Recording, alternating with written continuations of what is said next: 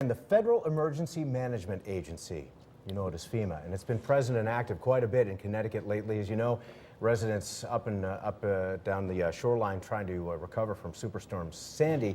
With me this morning is FEMA Public Information Officer Cleo Howell. Lots we didn't know about FEMA and some things folks might need to know right around here at this time. Let's get started with one thing I didn't know about FEMA. FEMA workers are reservists. Can you explain that? Yeah, almost all of us who work on these disasters, such as here in Connecticut, are reservists. We only work when there's actually a disaster. There's no need to pay us when there's nothing going on.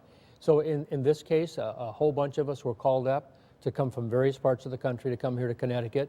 As you know, also there's reservists in New York and New Jersey as well. But right here in Connecticut, there's about 400 FEMA people working.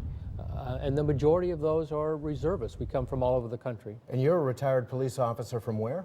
I'm from Oregon. Wow, how about that? All the way from the West Coast, coming in to help us on the East Coast. Now tell us about FEMA's involvement here in Connecticut presently after Sandy. Well, right now what FEMA's trying to do is get help to individuals who were affected by this disaster.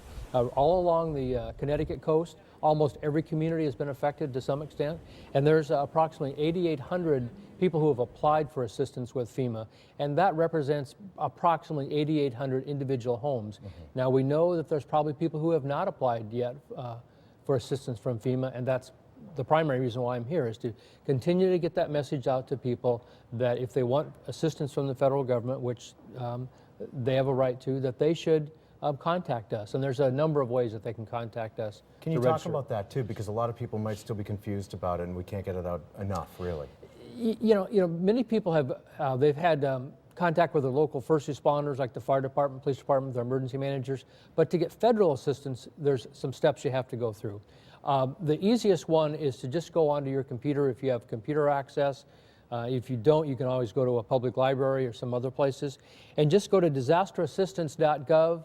And I'm sure we can probably put that on the crawler or on your website. Mm-hmm. But it's disasterassistance.gov, disaster assistance, all one word. And then just follow the prompts there to apply for assistance. Or you can go actually to your smartphone now and just dial m.fema.gov and follow the prompts. One more time? It's M as in Mary or M as in mobile, .FEMA, FEMA.gov.gov. And we're looking at a center, it looks like, where you have FEMA folks helping people out and processing their claims.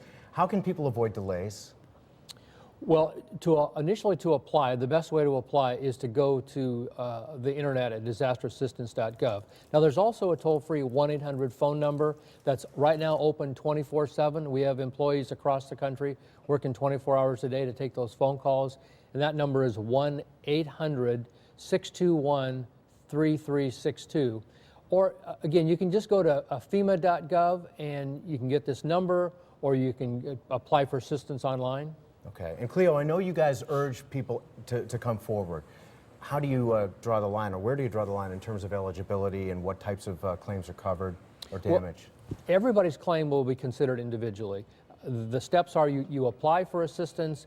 Within a couple of days, we'll have an inspector contact you, and an inspector will come out and actually physically look at your property to verify what the damage was. And after that, you should expect some correspondence from FEMA within 3 to 7 days.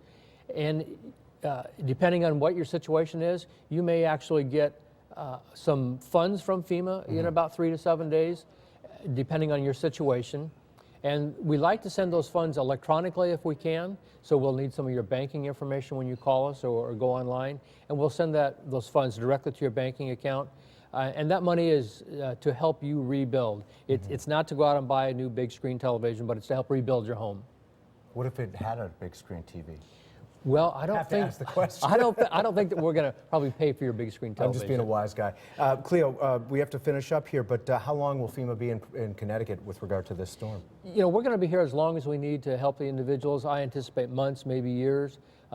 There's some infrastructure damage, and we'll have to work on the infrastructure, but we'll be here as long as we have to be to deliver the service to the public. It would help if Mother Nature just kind of calms down and cooperates for, say, a decade or two, right? Yeah, you guys have had a tough time the last 18 months or so here in Connecticut. We have. It's not really a part of the country that usually or traditionally gets this kind of stuff, but lately we have indeed. That's true. Cleo Howell from FEMA, thank you very much for being with us this morning. Welcome, thanks sir. on behalf of everybody for what you and everybody else from FEMA are doing in Connecticut. I know some of those claims have been processed just at lightning speed.